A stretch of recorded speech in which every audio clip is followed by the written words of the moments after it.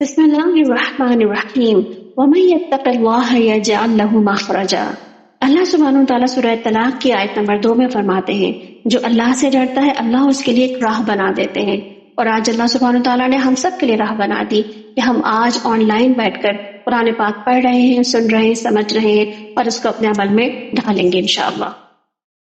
جہاں پر ہم نے کل موضوع اپنا چھوڑا تھا، تھوڑی سی بات کروں گی اس کے متعلق، اور اس کے بعد پھر ہم آج کے لیسن پہ آئیں گے۔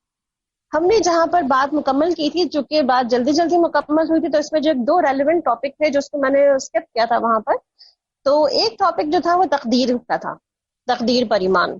اور ہم نے دیکھا کہ حضرت خضر علیہ السلام جو تھے انہوں نے ایسے فیصلے کیے جو کہ انسان کے ذہن میں نہیں آتے، ہے نا، ان کے عموماً جو ہے وہ اس قسم کے فیصلے اس کے ساتھ ہو رہے ہوتے ہیں، مگر چونکہ جب موسیٰ علیہ السلام کے سامنے یہ فیصلے ہوئے تو وہ فوراً ہی طور پر انہوں نے کہہ دیا کہ نہیں، یہ کیسے کر دیا آپ نے، جیسے کہ خضر علیہ السلام کا پہلے کشتی کو عیبدار کرنا تھا، یا اس لڑکے کا قتل کرنا تھا، یا پھر کسی دیوار کا بنانا تھا۔ تو آپ دیکھیں اس قسم کے تو بہت سارے حادثات ہمارے آس پاس میں ہوتے رہتے ہیں۔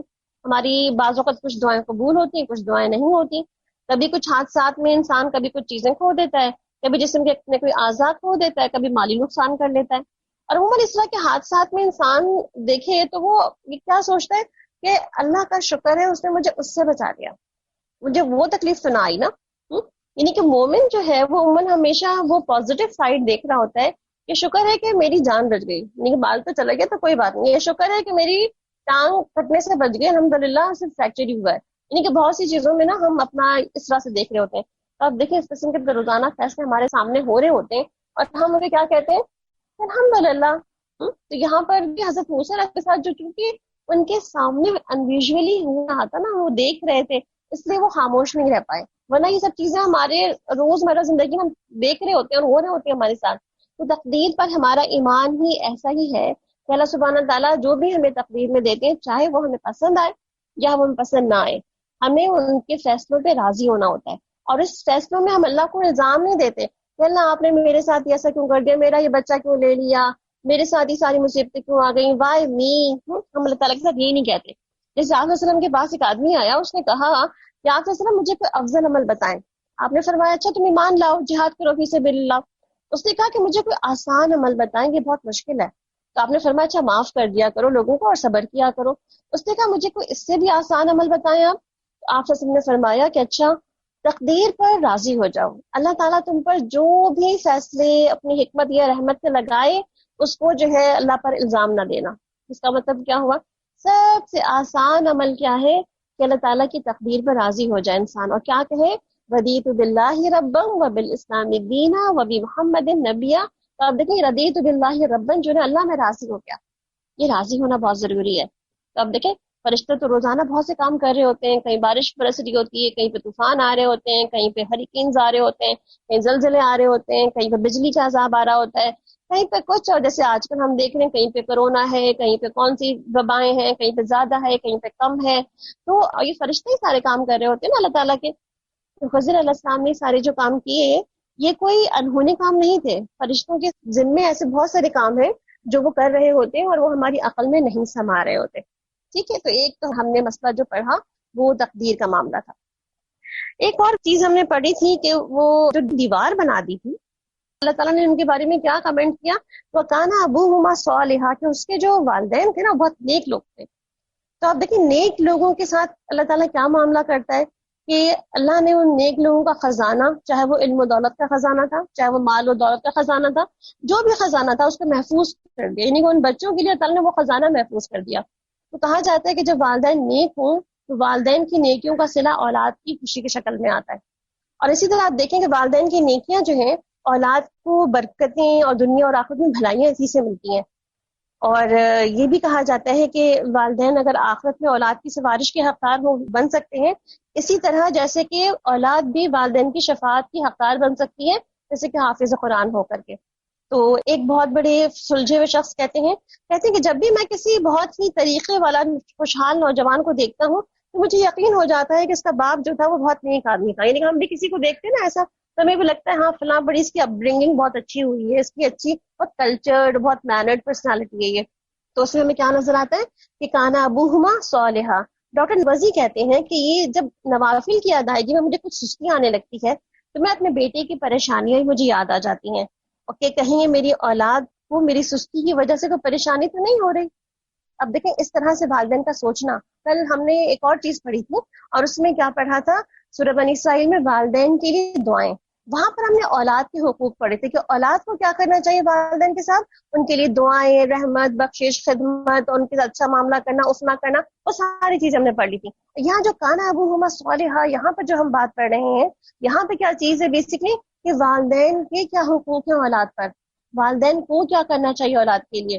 عموماً ہم والدین بچوں کے لیے پریشان تو بہت رہتے ہیں کہ کبھی کسی کی نوکری ہے، کبھی کسی کی پڑھائی ہے، کبھی کسی کی شادی کا رشتہ نہیں آ رہا، کبھی کوئی خوشحال زندگی نہیں ہے، کبھی کوئی پریشانیاں ہیں کسی کے گھر میں، کوئی رزق تنگ ہے، تو کیا ہم یہ سوچتے ہیں کہ ہماری دعائیں کم ہو گئی ہیں، ہمارے نوافل کم ہو گئے ہیں، یا ہمارے جو حقوق تھے ہمارے بچوں پہ یا ہم نے وہ دیے ہیں کہ نہیں؟ تو اب دیکھیں دنیا بالکل وائس ورسا ہے۔ اگر آپ نے بینگ اولاد اپنا حق ادا کروانا ہے اپنے بچوں سے تو آپ کو بینگ اے پیرنٹ اپنا حق ادا کرنا پڑے گا۔ دس از وائس ورسا، آپ جو کریں گے as you so as you said, یعنی کہ جو آپ بوئیں گے وہی آپ کاٹیں گے۔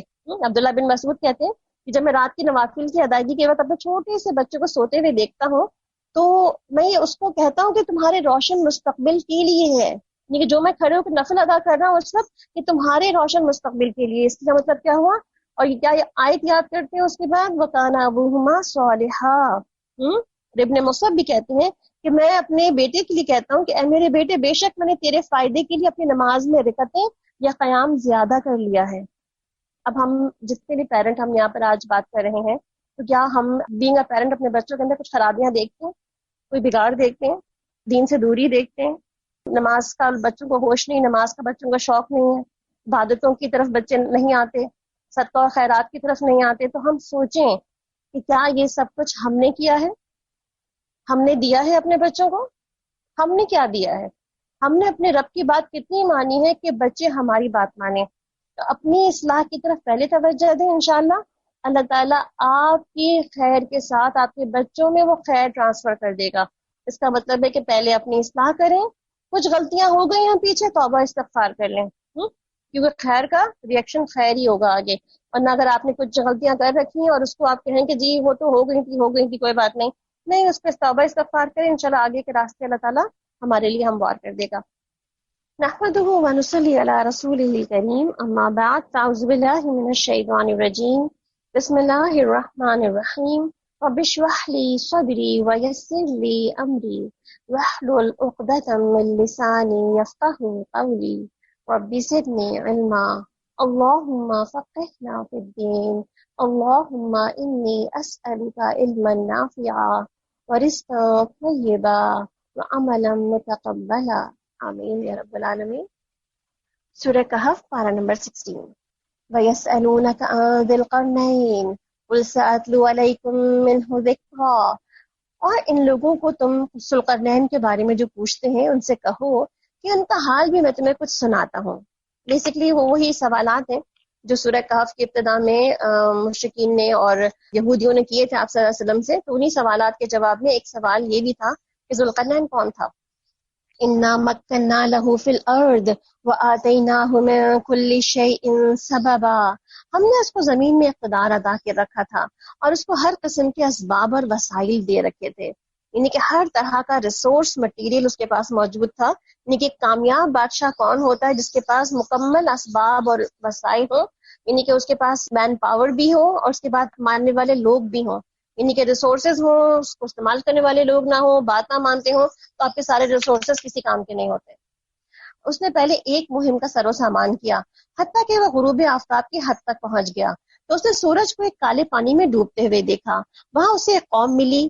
ہم نے کہا کہ اے ذوالقرنین، تجھے یہ قدرت حاصل ہے کہ اس کو تکلیف پہنچائے یا ان کے ساتھ نیک رویہ اختیار کر، یعنی کہ جو دل چاہے کر۔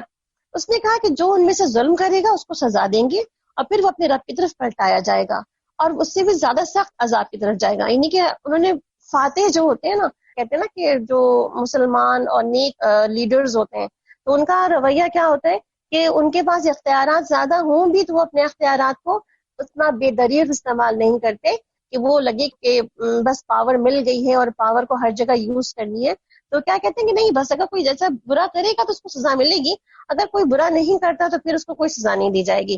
ہاں جو برا کرے گا پھر اس کے لیے دنیا کا عذاب تو جو اللہ نے رکھا ہی ہے، اور آخرت کا بھی جو اللہ نے رکھا ہے اس کو مل ہی جائے گا.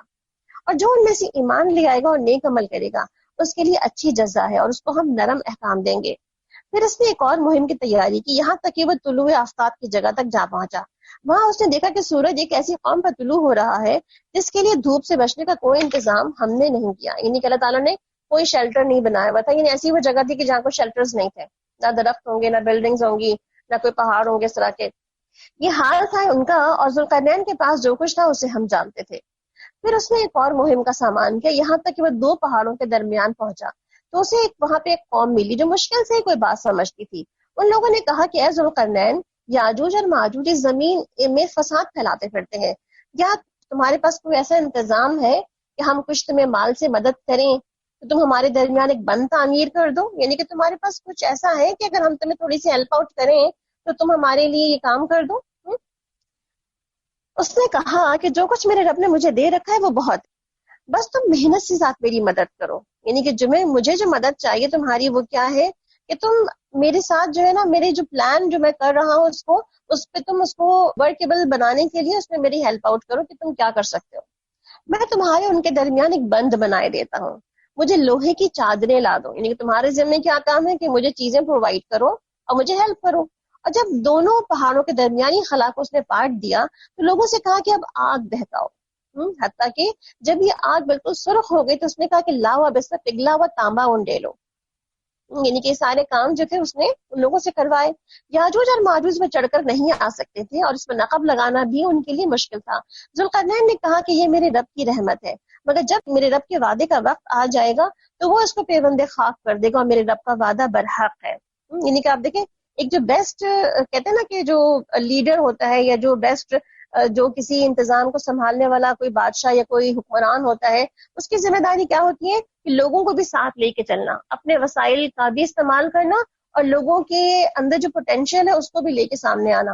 اور اس نے بھی یہی کیا. اس کے پاس جو مال تھا، وسائل تھے، اور جو ہیومن پاور اس کو دوسروں سے چاہیے تھی، جو ہیلپنگ ہینڈ اس کو دوسروں سے چاہیے تھا، وہ اس نے ایک ساتھ کیا. کوئی بھی شخص اکیلا نہیں چل سکتا جب تک کہ اس کے ساتھ یہ سارے لوگ اکٹھے نہ ہوں. اور آج بھی آپ دیکھ لیں، اگر ہم اپنے ملک پاکستان کو دیکھ لیں تو کوئی بھی ایک وزیر اعظم یا صدر بیٹھ کے پورے پاکستان کا نظام نہیں ٹھیک کر سکتے. البتہ اس انتظام کو ٹھیک کرنے کے لیے ہم سب عوام کو بھی اپنا اپنا پوٹینشیل ڈالنا پڑے گا، تو جا کر کے جو ہے اصلاح ہوگی، تو جا کے جو ہے ایک صحیح معاشرہ ڈیولپ ہوگا، جس کو ہم کہتے ہیں نا کہ ایک ویلفیئر اسٹیٹ کہہ سکتے ہیں. تو یہاں پر اللہ سبحانہ تعالیٰ جو ہے اس کی کامیابی کا راز بتا رہے ہیں کہ کیا ہے کہ ورک ڈیلیگیٹ کیا، اس نے خود بھی اپنا حصہ ڈالا، خود بھی اپنی جو ایکسپرٹیز، اپنی جو تجربات و مشاہدات ہے اس کی بنا پر کام کروایا، اور اس کے بعد جو ہے وہ بہترین رزلٹ سامنے آیا کہ وہ دیوار ایسی بنی کہ وہ اللہ تعالیٰ سے انہوں نے کیا کہا کہ جب قیامت کا وقت ہی آئے گا یا جب اللہ ہی حکم دے گا تبھی وہ دیوار ٹوٹے گی، ادروائز نہیں ٹوٹے گی. اس کا مطلب ہے کہ جب بہت سارے ہاتھ مل جاتے ہیں، ٹیم ورک ہو جاتا ہے، تو سامنے اللہ تعالیٰ برکتیں ہی برکتیں ڈال دیتے ہیں.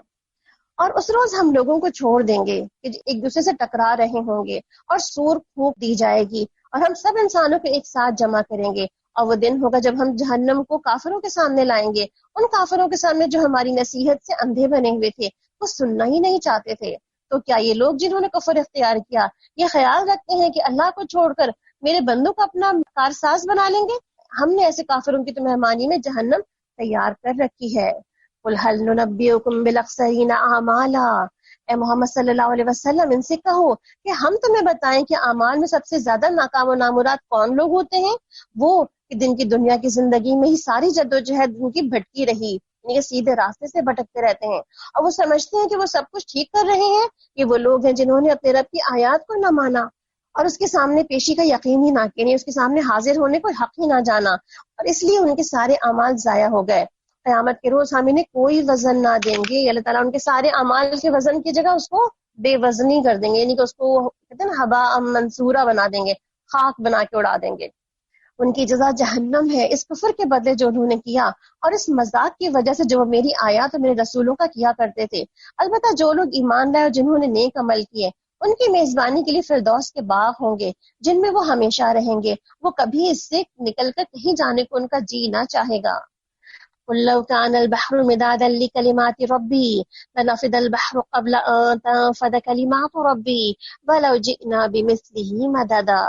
اے محمد صلی اللہ علیہ وسلم کہو اگر سمندر میرے رب کی بات سے لکھنے کے لیے روشنائی بن جائے تو وہ ختم ہو جائیں گے، مگر میرے رب کی باتیں ختم نہ ہوں گی، بلکہ اگر اتنی ہی روشنائی ہم اور لے آئیں تو وہ بھی کفایت نہ کرے۔ اے محمد صلی اللہ علیہ وسلم کہو میں تو ایک انسان ہوں تمہارے جیسا، میری طرف وحی کی جاتی ہے، تمہارا الہ بس ایک ہی الہ ہے، بس جو کہ اپنے رب کی ملاقات کا امیدوار ہو اسے چاہیے کہ نیک عمل کرے اور بندگی میں اپنے رب کے ساتھ کسی اور کو شریک نہ کرے۔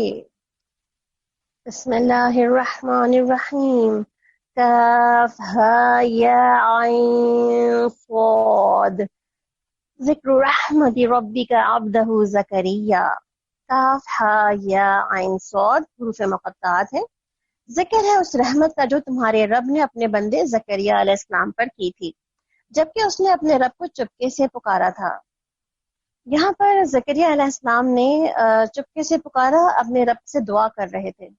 تو آپ دیکھیں دعا کا طریقہ جو ہم نے پیچھے پڑھا کہ چپکے چپکے کرنا، عاجزی سے کرنا، زاری سے کرنا، گڑ گڑا کر کرنا، دل کی حاضری کے ساتھ کرنا۔ تو جب یہ دعائیں مانگیں ہیں تو اس میں ضرور دیکھیں کہ واقعی کیا اللہ تعالیٰ میں آپ کے سامنے آپ کا کمزور بندہ بن کے سامنے بیٹھی ہوں کہ مجھے واقعی چاہیے، I need it, I mean it, یا بس جسٹ کہ بس اللہ تعالیٰ آپ دے دیں تو آپ کی مرضی، نہ دیں تو بھی آپ کی مرضی۔ یہ طریقہ ہے ہمارا، یہ رویہ ہے ہمارا۔ دعا میں جتنی کہتے ہیں دعا کا ادب ہی یہی ہے کہ ہم دعا کے اندر جتنی عاجزی اور جتنی زاری دکھائے انسان، اللہ تعالیٰ اس دعا کو اتنی ہی جلدی قبول فرماتے ہیں۔ تو یہاں پر زکریا علیہ السلام کی دعا کی بات آ رہی ہے، اور کیا کہتے ہیں وہ اس کے بارے میں؟ اس نے عرض کیا کہ پروردگار میری ہڈیاں تک گل گئی ہیں، میرا سر بڑھاپے سے بھڑک اٹھا ہے۔ یعنی کہ بعض اوقات دعا میں انسان اگر اپنی کمزوری بیان کر دے، یا اللہ میں بہت کمزور بندی ہوں، یا اللہ مجھے سمجھ نہیں آ رہی میں یہ بات کیسے کہوں، یہ کام کیسے ہوگا میرا، اللہ تو کر سکتا ہے نا۔ یعنی کہ جب اپنی آپ دعا میں اندر اپنی ذلت، اپنی زاری، اپنی عاجزی رکھتے ہیں نا کہ اللہ میں تو اس لائق ہی نہیں ہوں، جو کام ہے تو مجھ سے کروا لے، اور تو کروا ہی رہا ہے، یعنی کہ میری اتنی طاقت، اتنی اوقات نہیں کہ میں ہی کر سکوں، تیری دی ہوئی اگر عطا نہ ہو تو میں بول بھی نہیں سکتی، تیری دی ہوئی بخشش نہ ہو تو میرے دماغ میں وہ چیزیں، وہ علم کی باتیں اسٹور بھی نہیں ہو سکتی، یعنی کہ سب کچھ رب کی رحمت ہے۔ تو کبھی بھی دعا میں جب ہم اس طرح کی باتیں کر رہے ہوتے ہیں تو یہ اللہ تعالیٰ سے اور قرب کی علامت ہوتی ہے کہ ہم دعا میں اللہ تعالیٰ کو بتا دیں کہ اللہ تعالیٰ آئی ایم نتھنگ، میں کچھ بھی نہیں ہوں، سب کچھ آپ کا ہی دیا ہوا ہے۔ اے پروردگار میں تجھ سے مانگ کر کبھی نامراد نہیں رہا، وَلَمْ أَكُنْ بِدُعَائِكَ رَبِّ شَقِيًّا، اور یہی ہماری دعا میں ہمیں مایوسی نہیں ہونی چاہیے۔ اب دیکھیں نا وہ کیا کہہ رہے ہیں کہ ہڈیاں کھل گئی ہیں، بڑھاپے میں سر بڑا اٹھا ہے، یعنی کہ انتہائی قسم کی ایج، یعنی کہ 100 سے ابو ان کی عمر چلی گئی ہے، اس کے باوجود وہ مانگ کے مایوس نہیں ہو رہے۔ ہم کتنی جلدی مایوس ہو جاتے ہیں نا دعائیں مانگ کے، بس نہیں قبول ہوگی نا، بس میں نے تو اب مانگنی نہیں ہے، بس ختم، میں نے دعا مانگنی چھوڑ دی۔ بہت سے لوگ نماز پڑھ کے فٹ سے اٹھ جاتے ہیں، اور کیا پوچھو تم سے دعا نہیں مانگی، کہتے ہیں کیا کرنا ہے مانگ کے، سب کچھ تو ہے ہمارے پاس، چلیں سب کچھ ہے، جو نہیں ہے وہ مانگ لے، مغفرت تو نہیں ہے، بخشش تو نہیں ہے وہ مانگ لے۔ اور یا بعض اوقات کچھ لوگ کہتے ہیں ضرورت کیا ہے، بن مانگے سب کچھ مل رہا ہے ہمیں تو اللہ تعالیٰ کو مانگنا پسند ہے اپنے بندے کا، اور مایوس نہیں ہونا دعا مانگنے کے بعد۔ وہ کیا کہتے ہیں کہ مجھے اپنے بعد اپنے ماننے والوں میں سے برائیوں کا خوف ہے، اور میری بیوی بانجھ ہے، تو مجھے اپنے فضل خاص سے ایک وارث عطا کر۔ آپ سوچیں کس عمر میں اپنے بچے کو کس عمر سے مانگتے چلے جا رہے ہیں، اور کس عمر تک بھی مانگتے چلے آ رہے ہیں، اور کیا کہہ رہے ہیں کہ میں مایوس ابھی بھی نہیں ہوں۔ یہ کریج ہے، یہ اسپرٹ جو ہمیں اپنے انبیاءوں سے ملتی ہے، یہ ایک وارث عطا کر جو میرا وارث بھی ہو اور آل یعقوب کی بھی امانت کی بھی وراثت پائے، اور اے پروردگار اس کو ایک پسندیدہ انسان بنا۔ دعا یقین کے ساتھ ہونی چاہیے نا، جیسے ہم نے پیچھے پاور آف دعا پہ بات کی تھی، تو آپ کو میں نے ٹپ بتائی تھی کہ نماز میں، سجدے میں، یا دوسرے جسمی اوقات میں آپ دعا اپنی سلیکٹ کریں، اس کے لیے ایک ٹپ اور آج اس میں ایڈ کر لیں کہ جب بھی کوئی دعا مانگیں اس دعا کا انتظام بھی کر لیں۔ فار ایگزامپل آپ نے حج پہ جانا ہے، آپ حج پہ جانے کے لیے کچھ تیاریاں شروع کر دیں ساتھ ساتھ میں۔ فار ایگزامپل آپ کو بچہ چاہیے، کوئی لوگ بچے کے لیے دعا کرتے ہیں، ایک آدھ جوڑا خرید کے بچے کا سامان گھر پہ لانا شروع کر دیں، یا اس طریقے سے کچھ اور چیزیں آپ کو شادی کی اپنے بچے کی دعا کر رہی ہیں، بچے کی شادی کی چیزیں بنانا شروع کر دیں۔ مطلب کوئی ایسی دعا کا آپ کو یقین ہونا چاہیے کہ میں نے مانگا ہے نا مجھے ملے گا۔ اے زکریا علیہ السلام ہم تجھے ایک لڑکے کی بشارت دیتے ہیں، دیکھیں کیسے مانگا تھا، فوراً مل بھی گیا۔ جس کا نام یحییٰ ہوگا، نام بھی رکھ کے دے دیا اللہ تعالیٰ نے. اور ہم نے اس نام کا کوئی آدمی سے پہلے پیدا ہی نہیں کیا، اتنا یونیک نیم رکھا ہے کہ کوئی دنیا میں کا دوسرا نام ہے ہی نہیں. عرض کیا پڑا یہاں بیٹا کیسے ہوگا، ابھی مانگ رہے ہیں اور ابھی کہہ رہے ہیں کہ اللہ تعالیٰ آپ کیسے کریں گے یہ سب کچھ، جبکہ میری بیوی بانجھ ہے، میں بوڑھا ہو کر سوکھ چکا ہوں. یعنی کہ میں تو اتنا بوڑھا، میری بیوی تو بھی بڑھاپے میں آ کے اب تو اس لائق بھی نہیں رہی کہ وہ بچہ دے سکے. جواب ملا کہ ایسا ہی ہوگا. تیرا رب فرماتا ہے، اور یہ تو میرے لیے بہت ہی ذرا سی بات ہے، آخر اس سے پہلے میں تجھے بھی تو پیدا کر چکا ہوں جب تو کوئی چیز نہ تھا. یعنی کہ ہم بھی تو نتھنگ سے تھنگ بنے، تو جب ہم نہیں تھے اور ہم ہو گئے، اس کا مطلب ہے اللہ تعالیٰ کے لیے بھی مشکل نہیں ہے. زکریا علیہ السلام نے کہا ہے میرے پروردگار مجھے کوئی نشانی مقرر کر دے. یعنی کہ جب آپ کہہ رہے ہیں کہ اللہ تعالیٰ آپ یہ دعا قبول کر رہے ہیں میری، تو مجھے کوئی سائن بھی دکھا دیں اس کی. فرمایا کہ تمہاری نشانی یہ ہے کہ تم مسلسل 3 دن تک لوگوں سے بات نہیں کر سکو گے. یعنی کہ تمہیں بات نہیں کرنی ہے، تمہیں خاموش رہنا ہے. نعمت کے شکرانے کے طور پر تمہیں خاموشی اختیار کرنی ہے. اب دیکھیں ان کی شریعت میں شاید چپ رہنے کا روزہ یا چپ رہنے کا جو ہے کوئی شکرانے کا طریقہ تھا جو اس زمانے میں کیا جاتا تھا. بہرحال چنانچہ وہ محراب سے نکل کر اپنی قوم کے سامنے آئے. انہوں نے اشارے سے ان کو ہدایات کی کہ صبح شام کی تسبیح کرو.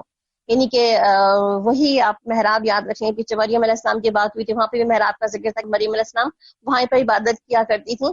تو بیسیکلی جو بتایا جا رہا ہے وہ یہ کہ جب کوئی نعمت ملے تو اللہ تعالیٰ کا شکر اور زیادہ بجا لاؤ، صبح شام کی تسبیحات اور اس کا ذکر اور زیادہ کر دے.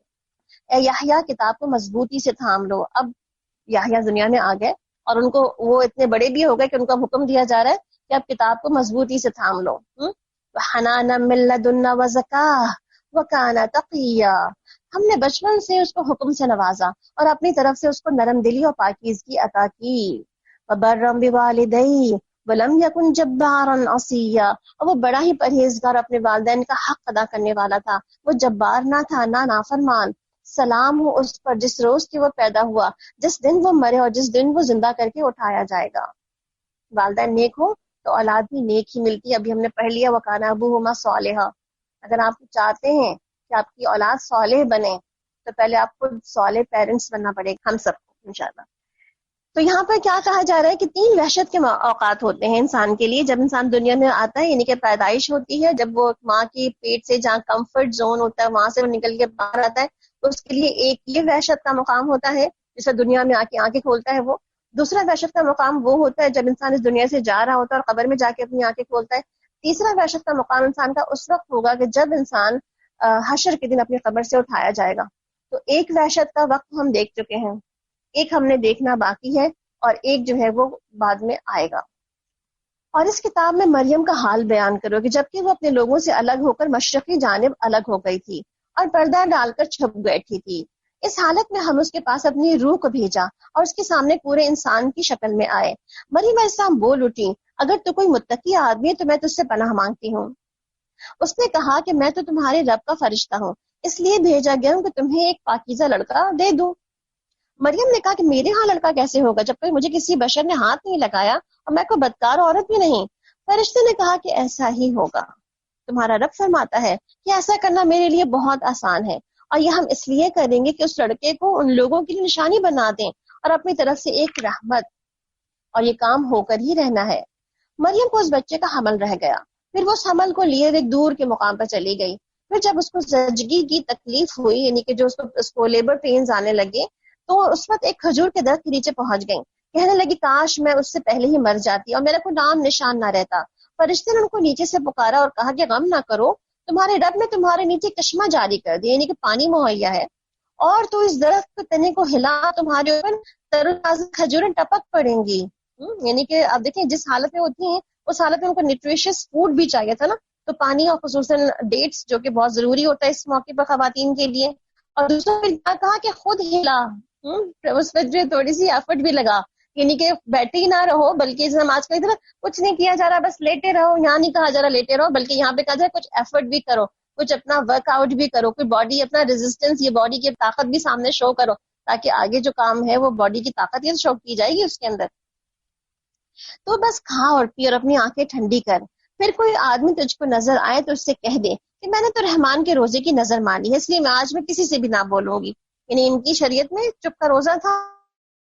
پھر اس بچے کو لیے بھی اپنے قوم کے پاس آئی. لوگوں نے کہا کہ اے مریم تو نے بہت بڑا گناہ کر ڈالا، اے ہارون کی بہن، تمہارا باپ کوئی برا آدمی نہ تھا، نہ تمہاری ماں کوئی بدکار عورت تھی۔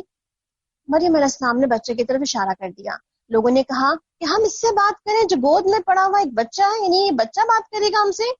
قال انی عبد اللہ، بچہ بول اٹھا میں اللہ کا بندہ ہوں، آتانی الکتاب وجعلنی نبیا، اس نے مجھے کتاب دی اور نبی بنایا، وجعلنی مبارکا، اور بہت بابرکت کیا ہے مجھے جہاں بھی میں رہوں، واوصانی بالصلاۃ والزکاۃ ما دمت حیا، اور نماز اور زکوٰۃ کی پابندی کا حکم دیا جب تک میں زندہ رہوں، اور اپنی والدہ کا حق ادا کرنے والا بنایا، وبرم بوالدتی ولم یجعلنی جبارا شقیا، اور مجھ کو جبار اور شقی نہیں بنایا، اور سلام ہے مجھ پر جب میں پیدا ہوا، جبکہ میں مروں اور جبکہ میں زندہ کر کے دوبارہ اٹھایا جاؤں۔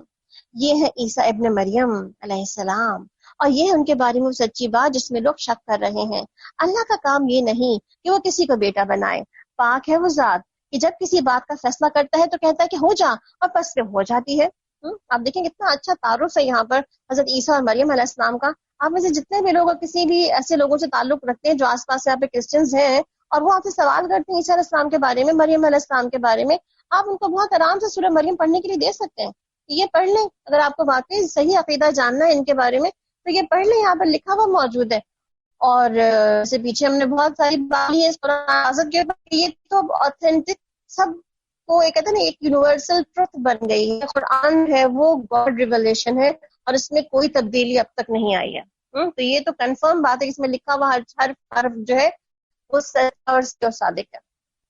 اور جب عیسیٰ علیہ السلام نے کہا تھا کہ اللہ میرا رب بھی ہے اور تمہارا رب بھی، بس تم اس کی سیرا ہے، مگر پھر مختلف اختلاف کرنے لگے۔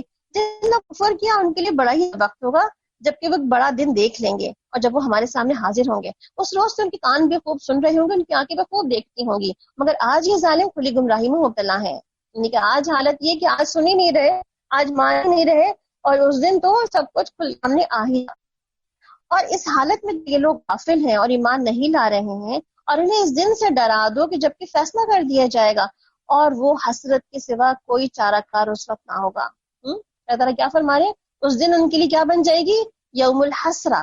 آج کیا ہے ان کے لیے؟ یوم الغفلہ، آج یوم لا یؤمنون بھی، یعنی کہ آج کا دن ان کے لیے غفلت کا دن ہے، ایمان نہ لانے کا دن ہے، مگر دوسرا دن جو آئے گا وہ ان کے لیے یوم الحسرہ ہوگا۔ آپ صلی اللہ علیہ وسلم نے فرمایا کہ جو لوگ کسی مجلس میں باتیں کریں اور وہاں پر اللہ کا ذکر نہ کریں، جب وہ اس جگہ سے وہ اٹھ کے جائیں گے تو اس دن ان کو وہ وقت جو ہے وہ قیامت کے دن حسرت کا باعث ہوگا، یعنی کہ جہاں پر بھی انسان بیٹھے اللہ کا نام نہ لے تو وہ ساری محفل جو ہے وہ اس کے لیے باعث حسرت ہوگی کہ اس نے اپنے گھنٹوں ضائع کر دیے تھے، یہاں پر کوئی کام کی بات نہیں کہ اللہ کا نام نہ لیا وہاں پہ۔ پھر جو آدمی اللہ کے راستے میں چلے اور ذکر نہ کرے، یہ بھی قیامت کے دن یعنی کہ چلتا رہا، واک کر رہا ہے، کہیں جا رہا ہے، آ رہا ہے، مگر اللہ کا نام نہیں لے رہا کوئی بھی، نہ سبحان اللہ، نہ الحمدللہ، نہ اللہ اکبر، نہ کوئی اور کلمہ اس کی زبان پر ہے، نہ کوئی اللہ کا ذکر اس کی زبان پر ہے، نہ کوئی سوچ ہے، نہ کوئی غور و فکر ہے، نہ تدبر ہے، کچھ بھی نہیں ہے، تو اللہ تعالیٰ کیا فرماتے ہیں اس کے بارے میں بھی کہ اس کو بھی اس دن قیامت کے دن حسرت ہوگی اپنے ان تمام اوقات پر جو دنیا میں وہ گنوا کر آیا ہے۔ اسی طرح اللہ تعالیٰ فرماتے ہیں کہ جو ایک آدمی اپنے بستر پہ جاتا ہے اور رات کے بعد اپنے بستر پہ جا کے بھی اللہ کا کوئی ذکر نہیں کرتا، اس کو بھی اس دن حسرت ہوگی کہ اس نے کچھ بھی دنیا میں نہ کمایا اور کسی وقت کو یوٹیلائز نہ کیا اپنی ذکر کو کرنے کے لیے۔ تو آپ دیکھیں آج ذکر کی خاص ساری بات آئے گی انشاءاللہ، اور اس کی ساری چیزوں کے وارث ہوں گے، سب ہماری طرف ہی پلٹائے جانے والے ہیں۔